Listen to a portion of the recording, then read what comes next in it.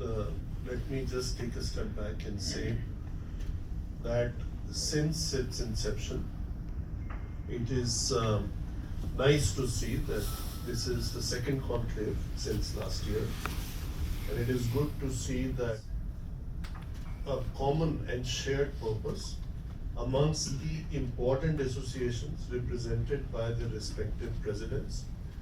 The 6-point agenda that this apex body has is part of the press release. It's in the press kit that you have received.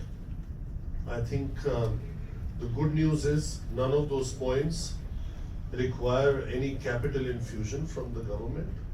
It's more about the positioning of the sector, making it competitive, because the sector globally, and you'll hear a lot of that from the WTTC president and CEO, is very well known for being the best multiplicator of jobs.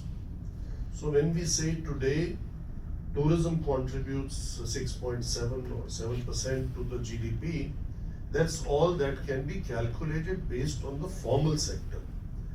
But what about the rikshawwala in Kashi? What's about the Shikanawala in Srinagar, on the Dal Lake? What about so many vegetable, milk, food suppliers that are there? So there is an informal sector. If we add all that, the number is much larger. So with the hope of contributing 10% to a 30 trillion economy, as mentioned in 2047 under the Viksit Bharat vision of the Honorable Prime Minister, we feel we are on the right path. Those who did not want to believe, because as a sector we were written off during COVID, our revenues had become zero.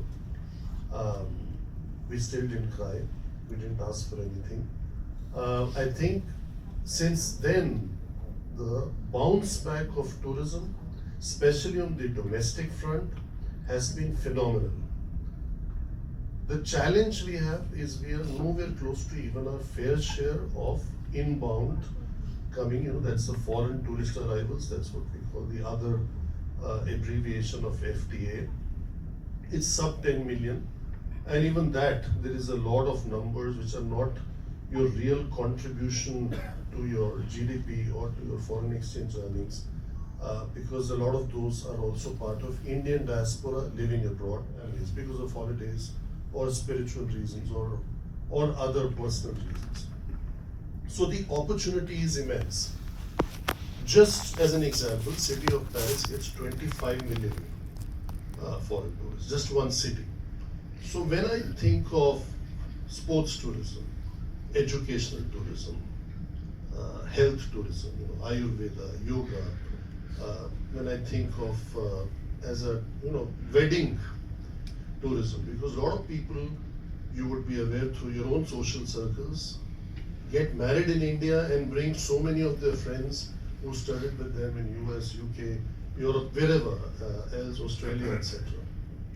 So there are lots of opportunities of getting people in, earning foreign exchange, creating jobs. Most important is creating jobs. And it is already proven that 1 rupee invested here creates more than 3x